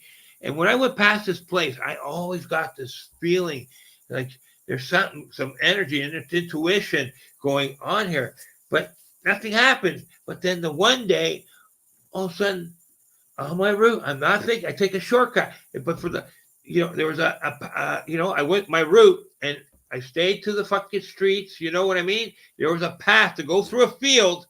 And every time I said, no, I'm not going to take that fucking shortcut, right? Even if it knocked 5 minutes off, or 10 or whatever, 5 minutes to get home, right? Well, this time I had to go home for whatever reason. I think I probably used the bathroom or something. And I needed to get home quicker. So I said, I'm going to cut through the field this time, right? It was like, like a pie, so we're taking a section off, right? Instead of going this way, right angle, I'm taking the corner off, right? So I'm going through the field, and there was a hill and whatever, and there was all of a sudden, so I'm going through, right? And I've always had a feeling I would not cross this field. Something told me not to go through this field, but this time I had to go, and I was short on time. So I said, I'll take the shortcut. When I knew there was some, whatever, all of a sudden there's 2 fucking kids, 2 or 3 little kids there, right? Playing on the fucking hill, 10:30 at night, whatever it was, right? And I said, holy shit, who the fuck left their kids out here to play? And there's rummies out here, and there's fucking down by the zoo, right? Calgary Zoo, and there's rummies and all kinds of crap. I said, who the hell leaves their kids out here in the middle of nowhere to play, whatever? And I go home, right? And try and tell my friend, right? Who the fuck left their kids playing there over by the fucking zoo, blah, blah, blah, blah, blah, blah, blah, blah. And she says, you didn't see 2 fucking kids there. I said, what do you mean? I did too. I fucking see 2 fucking kids with my own eyes. No, she says, you didn't see 2 good kids. I said, what are you fucking saying? Yeah, I see. No, she says, there were not 2 kids there, right? She wouldn't say ghosts though, right? She just kept saying you wouldn't, that's what I'm saying. Back then, people would not say ghosts. Well, I think dogmen. too because they don't want to empower these things, right? They Right. don't talk about these things. They know about them. Okay, But they whatever don't their talk beliefs about it were. Right, because right, it right. gives it power, right? Okay, I never had that belief, whatever. To me, it Well, didn't I matter. think belief Right. is a big thing, right? Yeah, Belief. yes, I understand if If someone you has those beliefs, believe not in talk. I something, understand it if gives they, it but power as back well. then I didn't understand back then why they wouldn't mention the word. I Yeah, understand now why they yeah, don't want to bring it power or attachments yeah. and stuff. So whatever, I understand now, but back then I didn't. I found it, and same with this other guy. So when I had my dog, they were mentioning some. They couldn't believe I was out past midnight, wandering around doing this, and I said, "Why?" They wouldn't tell me. They were afraid to tell me. They wouldn't. Well, what, buddy? What's up? And I couldn't get information, Everybody man. knows, but we're not I'm telling an you. outsider. So That's whether it. they trusted me or not, I don't know. Yeah, But they wouldn't you tell ain't me. from around here. Right? So that's why when people said they got information about this or that, I said, yeah, bullshit. How did you get the info? Yeah. Right? These people are tight-lipped, man. Well, they probably have their own encounters and Yeah, right. but they don't talk about them. I tell you, when I was driving down one night down third line, go from the 401 down. Once I was Oakville, then there was this old part of town, and it looked like we were driving to Transylvania in 1940 or something. Like some other kind of place. It felt like modern on the right and ancient on the left. Like you could feel the energy on the left side, man. This was in the 90s. Like something's different over here, Yeah. 2000s, whatever. The energy was different back then on this one side, on Yeah. the third line. Yeah, I'm telling you, I never forgot. I traveled there a couple times at night to go meet my friend. And every time on the left side of third line, going down from 401 down to the lakeshore, towards the lakeshore, boom, that was a whole different energy field, and Absolutely. that's where my encounter took place in that section, in that third line, left there way down, on the lake there. But And I mean, we always hear like growing up, like trust your gut, trust your intuition, right, right, right? right. Of But course. how come we're not taught that? How come we're not taught how to use our intuition? How come it's not explored scientifically? They call Why? that street sense, so don't And they? anything that you seem to pick up on Right. is That's your like street woo woo. sense. It's like you're cuckoo if you can feel anything, Yeah. but at the same time we are like it, and it kind of drives me crazy because I'm not one of those kind of people, like I don't just go with the flow with the crowd. Like I kind of go against the grain because I just see things as they are. I see things for what they are. I Right. see the illusion as for the illusion it is. Sure, I get caught up in it myself sometimes, but Right. I don't understand how people can go through life just thinking that all there is and all that is existed for you to be here, the probability, the chance of that happening for you to exist is all for you just to eat, sleep, survive, get up, go to work, pay your taxes, retire for a few years, and then die. Right. Um, there's got to be so much more. There You is. know, this isn't all created just for that. However, it's created, whoever created it, Well, see, that's whatever like your belief is. I right. just don't see how people can go through life just putting on these blinders to absolutely everything that is anything spiritually connected to nature. If it's not written in a science book, in a textbook, and you know peer reviewed and approved by some foundation, it's not real. Right. And it's kind of sad, really, and that's kind of why I like to explore this stuff, because I want to dip my feet in the water. I want to live life. I don't want to just sit here and be Right. another Yeah. number in the system. Well, Yes, I understand. That's like those guys who did those investigations, the warrants and that. We got to be careful what you say sometimes. Absolutely.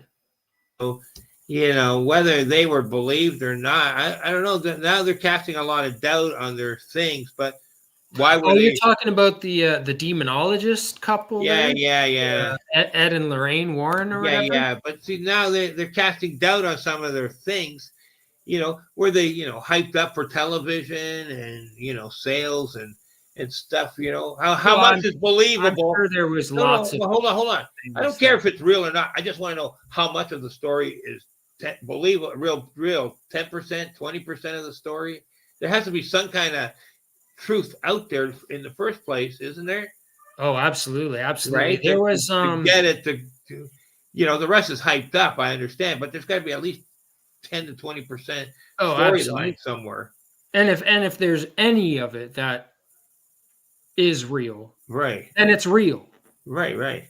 right? I believe Just it's like the real. Sasquatch stuff, Yeah. Yeah. you got these hundreds of thousands of people reporting these things going back hundreds and hundreds of years, if not That's thousands of right. years in some cultures. There's got to be some truth to it, and if there's some truth to it, then it's true, Right. and that's kind of something that people don't really look at either. Um, yeah, it's kind of Like funny that way. here in Ontario, are we less of a trigger happy nation? So are the Sasquatch more friendlier towards humans? Right. Possibly, yeah. I have some people who claim, all Sasquatch are bad. I have others who says they're all really good people, forest friends. And there's others who are in the middle, they're both good, bad, like humans, Yeah, yeah, right? absolutely. I'm somewhere in the middle there, myself. They, if they look and act and perform like humans and stuff, they gotta, have human like traits. So, humans Well, get in trouble. Yeah, for I sure. mean, we're kind of, I mean, we're what are we, hour and 20 minutes sort of into this, but Right. I mean, obviously, we'll have some other discussions, sort of more in depth, specifically about Sure. sort of But some what I'm trying to say is, things. But you know, can when I was trying to get to this one part here, this is really important. If the Sasquatch, let's say you have a certain image, like when I grew up, seeing the Patty like image in that fucking movie when I was a young kid, right? yeah, On the Mike Douglas show, right? After school, about 9 years old or somewhere around there. That image is embedded in your head. right, So later on, through a couple pictures in books and that, the classic pictures of the Patty like creature, right? yeah, That image is embedded in your head. So later on, when they're trying to contact me, that's what I'm going on. Those kind of images, right? yeah, Okay, and for a view, sometimes, right? And so if they're aliens, they can impart that fucking image, right? ooh, If they're part alien, then project a Sasquatch image instead of they're more alien, but they're projecting a Sasquatch image. yeah, yeah, I've yeah, always yeah, wondered about that, definitely, right? definitely, yeah, yeah. Um, the projection thing is kind of going back to the Tron thing we were talking about. Right, right, Um, Very interesting. Never really kind of thought of that, but right. there's Uh, definitely an alien type connection. for Uh, sure, I believe that. I think for there's some that sure. are less primitive. They're No, more there's just more there's just primitive. way too So many stories out there of people, seeing these things either getting sucked up in a craft or that's whatever, right. like there's so many crazy stories out That's there, right. but are they crazy? Flying the craft, okay? Right? Flying the fucking craft. Those stories, Yeah, yeah, not just yeah, fucking in the craft, but fucking flying the craft. yeah, yeah. Okay? And they Yeah. believe them Like, 100%.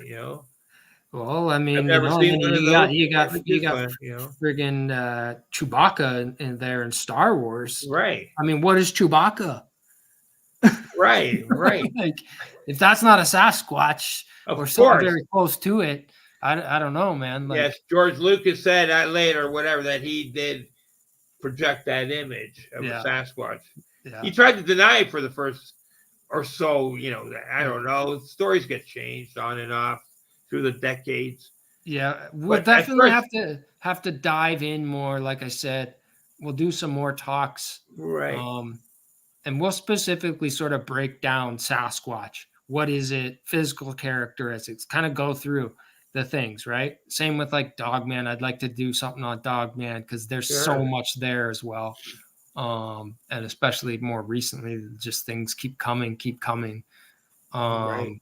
And sort of break these things and separate I them wish I into their had a good own sort sketch of artist to things. fucking, as you're talking and giving a description there that they could fucking, sketch it out for you. That's, I always like that, Yeah, there's actually I just found a cool podcast. I think it's called Sketching Encounters, where there's a lady who is a forensic artist, and she talks to people, does like a live Really? thing, and has people retell their encounter, and she asks them Right. questions, and she comes up with drawings, and then puts them up on the channel with the story. So Wow. that's really cool. Yeah. Yeah, that is It's really sort of a cool. more recent channel. There's not a ton of episodes, but there's a good like 10 or 20 there that are really cool. Definitely check it out. And there's Dogman. There's more than just Sasquatch.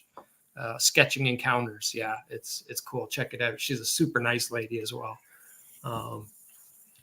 There's a lot of good shows out right now that are compiling a lot of evidence, and it's a wild world out there, man. And I think we are just sort of skimming the surface. For sure, man. For And sure. you and I and some of the other people we've been talking to lately seem to be people who are digging a little bit deeper than the surface, trying to figure all this out, and not for any real purpose other than just our own knowledge, our own Yeah, for entertainment, sure. and our own peace of mind. There's no money being had here. No. We're just talking. We're just people. I'm just a regular guy in the real world, and Same like here, man. I everybody else spent here, many, many years trying to get to this level to share, and I've had to fucking deal with a lot of stuff, man, just to be able absolutely, to and get to this level, man. and am The old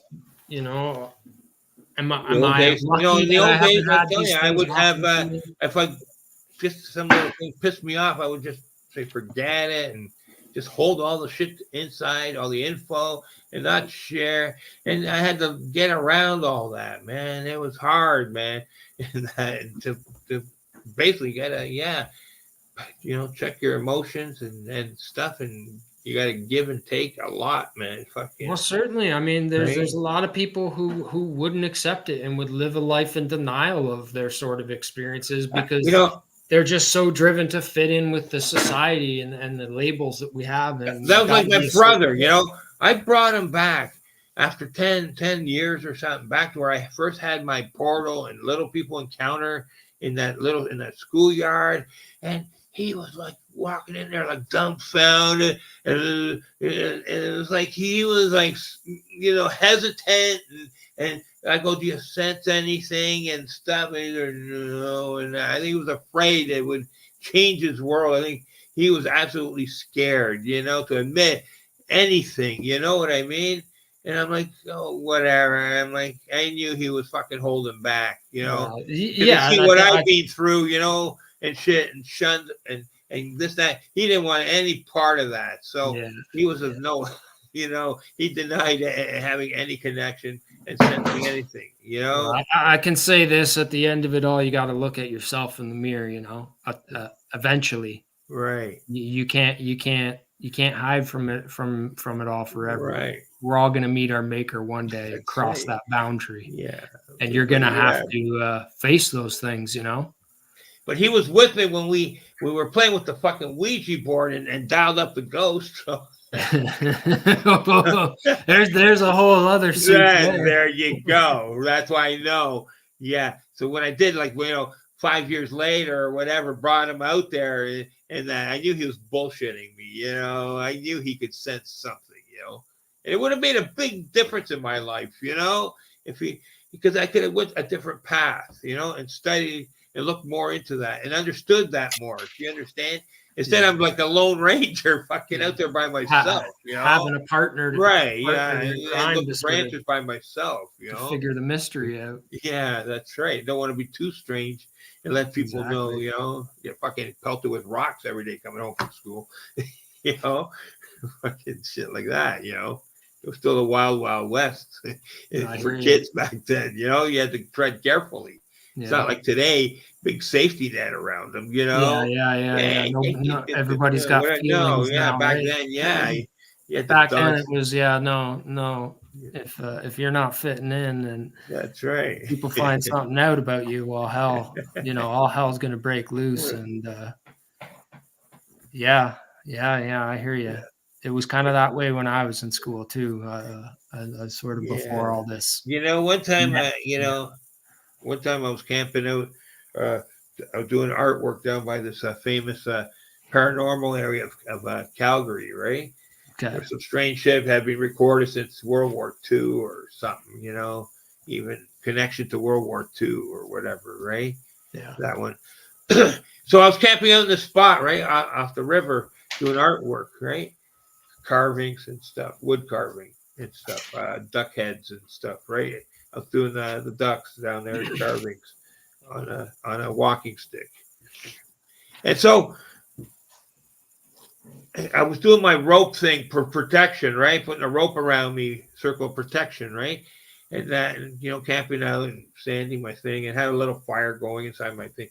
And I seen a lady one time, people used to walk by. There was a trail, a path where you could walk down the river, and we're just camped out there, It was summertime. Sometimes I would play guitar or whatever, sometimes you're with friends, sometimes you're by yourself. Not all, for a week or something. I told them, here, I'm for the park guys, I'm here for 3-4 days doing artwork and I'll be gone. You know what I mean? They said, fine. I had a permit. So to do whatever, culture exchange, art, whatever crap. So I seen a lady one time, I used to see strange people walking through there. And you didn't know if they were real or ghosts or paranormal. You got the river right there, right? Fucking, and this one lady, she walked by and her face was green and her hands were fucking green, man. You ever see like hilarious House of Frightenstein, the green face and green hand. I fucking seen that on a lady walking by wearing black clothes with the green face and the green. Yeah, no word of lie. Right on the fucking river. It lit it, and I fucking followed her. I got up and walked out of the circle. I followed her down to the end where the fucking bridge was, and the path ends. It goes right into the water. There, no sound in the water. Okay, there the bushes. I walked up. There's the pathway. Nowhere, nothing around. Gone, disappeared. Fucking freaked me out, man. Was that real? She said hi to me. Man. She said hello or whatever. I said, I smoked a joint or something, whatever, but I'm not that high, man. I know what I just seen, man. I know. That's why I followed it. Oh man, is this real or not? Yeah, I mean, I think in this day and age, it's legal now. Yeah. I mean, certainly back when you were younger, when I was younger, I'm sure 20 years ago. Sure you remember the Reefer Madness video and everything. Yeah. But I think anybody who knows, I mean, I don't think there's any kind of weed you could smoke out there that's going to make you hallucinate. That's what I was saying. Yeah. But that was 20 years ago. I seen that one night, camped out there doing artwork. I'm like, holy smokes. Like, actual green face and hands. That's all. And, she was about 6 feet tall, wearing black clothing, and I did. I swear to God, I jumped up right away and followed, man. Makes me think of somebody who died of like jaundice or something, right? I had no camera. It's nighttime. I had no cell phone. I had no camera. Nothing. I just my memory, man. Just me. Yeah. I don't think I think I brought a stick with me. That's all. My walking stick. That's all I had. And I think I had a buck knife or something. Of course I did. A big fucking knife. Yeah, for protection. So, I wanted to ask you too. I mean, I'm sure you've seen some probably UFO type things as well. I mean, I don't know anybody who hasn't looked up in the sky at least once in their life and seen Right. something strange, at least a strange light. And I mean, sure, you can pass some of them off as, that it could be explained by normal things, but there's certainly some things out there that can't be explained. Even the governments are coming out now and releasing footage of things that they can't explain in the sky. We just had these apparent UFOs that were shot down during COVID over the US and Canada. We've heard nothing since then about them. Right. But I wanted to I ask said, you too, going sort of more along the lines of the paranormal stuff, ghost type stuff. Have you had any shadow people experiences I'm trying to or think. Not really. demonic type, Pardon ghost me? type experiences? Shadow people, I'm not sure. I those would creep me out though, man. I'm not. Definitely. I'm about positive energy, Right, too. right, We try to exude positive thoughts and positive energy. right. So we're trying, keep that Well, that would stuff make away from us. that would make sense too, I guess. Right. I didn't really I've think had, about it. little alien. I've had blue alien visitor, visit me 2 years ago. Okay. Right, one night,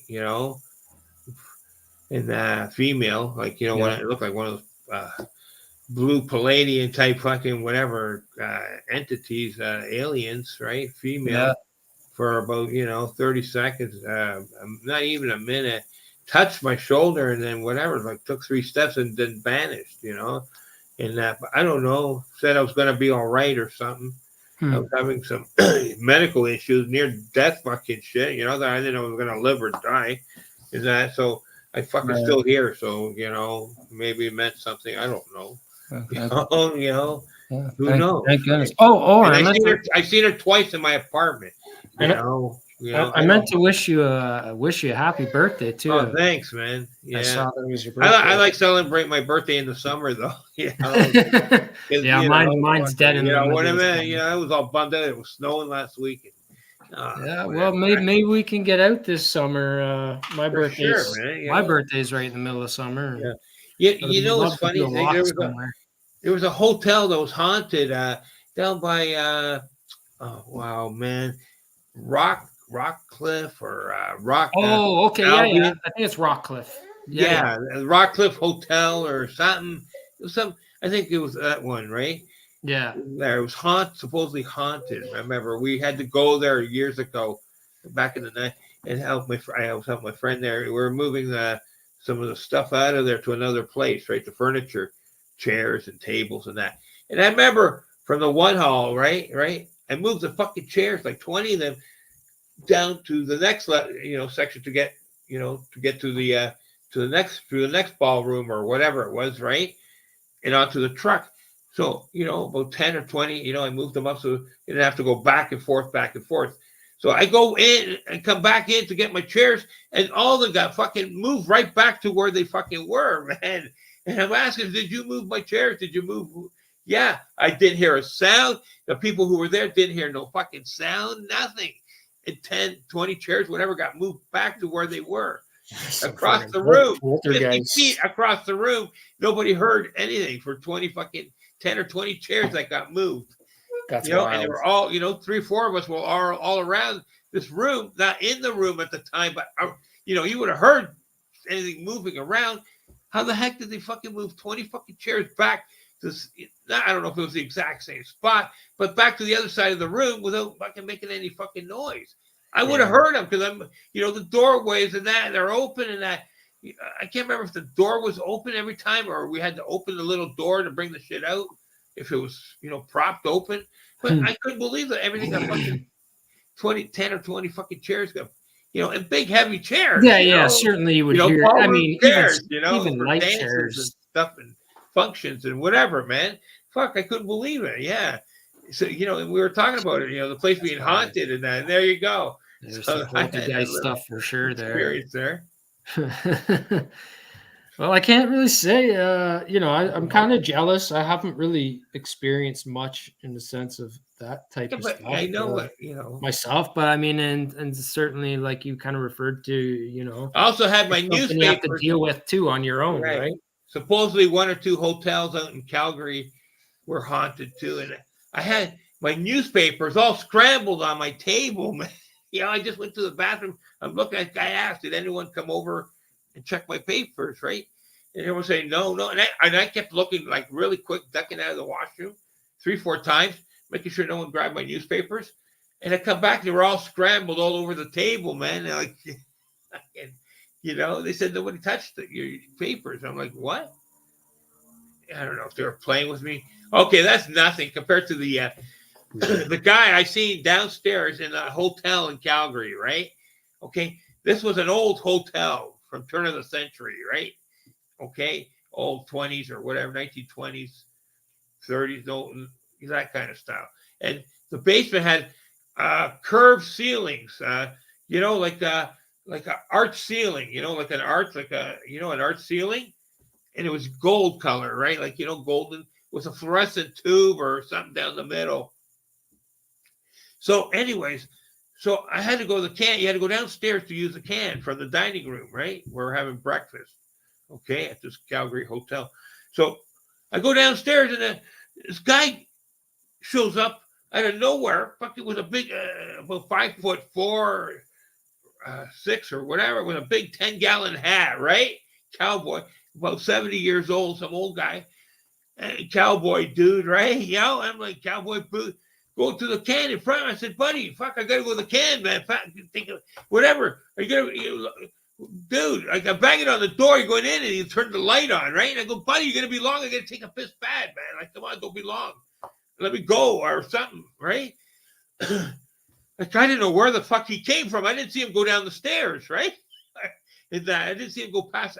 We were sitting right beside the table, right? That goes down the stairs, and there was like you had to go.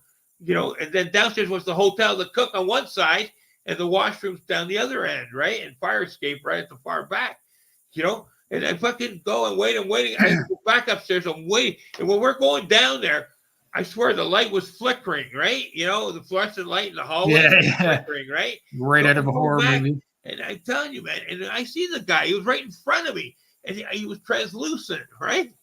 And I go, guy, he opened the door and physically turned on. I heard click, turned the light on, right? When he went in, right? And and I seen the light come on. So I said, I'm banging. I'm waiting in the hall. I'm going banging on the door. I said, come on, buddy, you're gonna be long. I don't hear him pissing or anything, fucking. So I go back upstairs. So I'm waiting. 10 minutes go by. 15. I said, where the fuck's that guy? I go down. The door's open. The lights are out. Buddy, the cook's there. I said, did you see anyone come out of that water? He goes, no, I've been here all the time. No one came out, he said. So there you go. There was a ghost in a 10-gallon hat, man, in the washroom downstairs in the hallway. And then beat me to the washroom, man, and went in and physically closed the door, physically turned the light on. Okay? Wow, man. There you go. That's cool. That's cool. The witness there at the end, the cook who seen the guy, but didn't see him come back out, and opened the door. Yeah. Turned the light out, Yeah. And then disappear. Almost and I'm right at the top of the stairs. There was no. Seems like a residual haunting, that's something that plays out in that area. It's sort of like a thing. Well, I mean, we're getting on quite a long chat here. Yeah. But this has been really fun, Tom. You got to go soon. That's no problem. I've had the little guy's getting real cranky here. He's usually up around this time, anyways. But I'm gonna get him sorted and get him to bed. Yeah, no problem. This has been crazy. A crazy good chat. I definitely want to do more of these. It's been really interesting. I'm open to doing these on a regular basis with you. Sure, I appreciate you if you're up for that. Friday nights are kind of good for me, or Saturday nights. Yeah, sure, no problem. I like sort of just being able to freely sort of chat and talk and see what comes about. Yeah, sure. There's If a you lot of feel things more comfortable down the road, we can talk about more stuff. for Open, sure. And just our chat tonight has given me a lot of food to ponder on. And there's not things certain to things, think. I can talk about, but there's some things I can't really, I want to talk to, but I can't. I worry, have to be careful about certain things, Well, absolutely, right? I and can't really I share certainly because, respect your resolve I don't and want to, your reserve in I don't that want the sense. people banging on my door for a while, Oh, for sure, for sure. So I figure out more Um, shit, like I said, yeah, it's great to try and figure out stuff and that more than what we're being told, for sure, for Some sure. And let's personal keep it fun. experiences. Let's keep it light. And Yeah, I see we got a couple people in the chat there, and I right. want to thank those people for hanging out with us tonight. And we're gonna try and get some more stuff Sure, going, sure. and hopefully I'll have some more free time to get out boots on the ground and do some more stuff outside, because I think there's definitely room for some investigating to go on around my area. And at some point it'd be cool to team up and get outdoors, For sure. I check like some to come stuff out and out. visit you, whatever, in the nearby area there, if a couple times this summer. Yeah, for sure. Sure. So I'm we'll, really we'll see what happens. And this has been a lot of fun. It's been really cool. I've learned a lot of things here. Um, I got a lot of things I wanna look into now, and dive more for into, sure. and We come can back talk about, come more back things to the next week or table something. with some more questions. I For appreciate sure. you, sharing things with me, your experiences.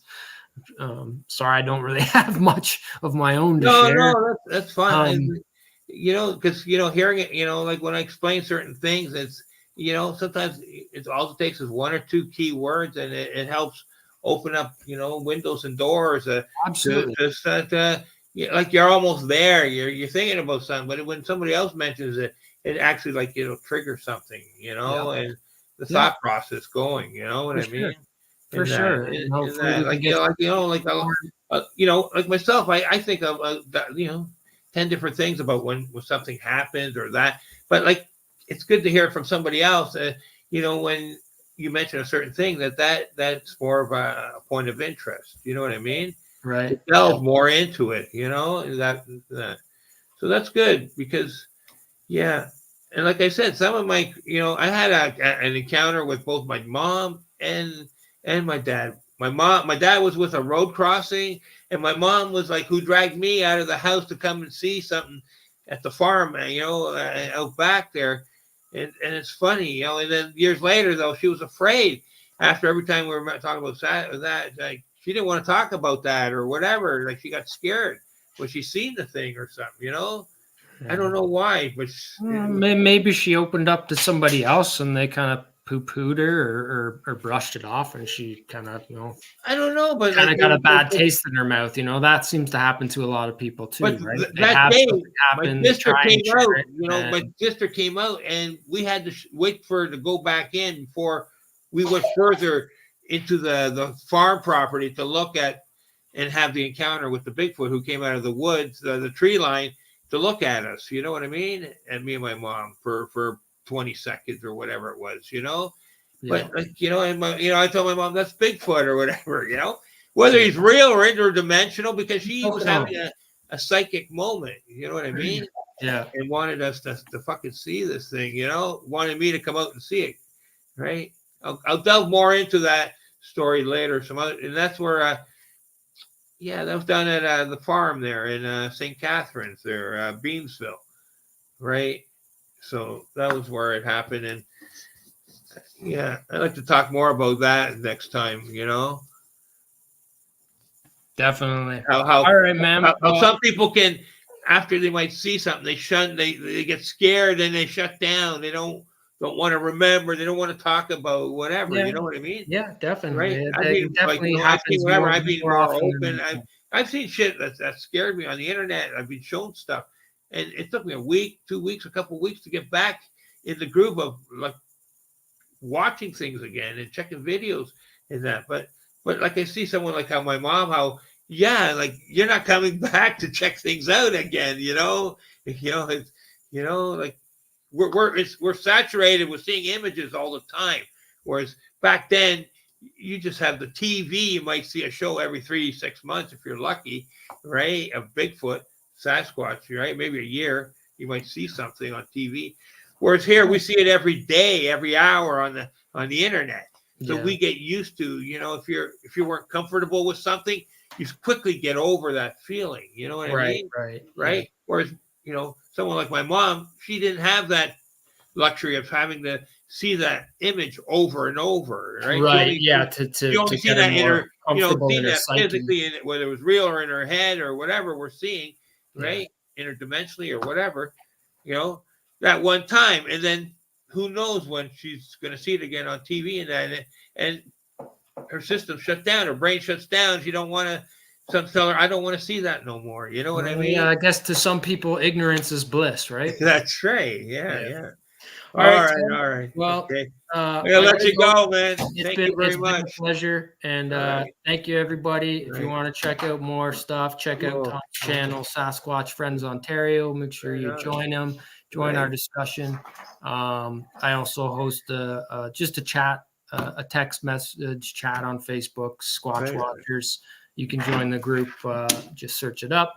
Got a couple other channels on the go and trying to collaborate with a few other people out there. And maybe we can kind of all join together and sort of get me some links there or whatever, some video links there, and when you get some stuff going and that or whatever. And for sure. And anybody out there, help out, like Tom said, it helps to share. So for sure it does, right? And so more of us will be getting heard. If you have something, we'd love to hear it. Yeah, for sure. And, all right, man. Thanks. All right. John. Thanks a lot, man. I'll talk to you soon. Take care. Friday. Thank you. All right. Bye-bye. Good night. All right. Thank you.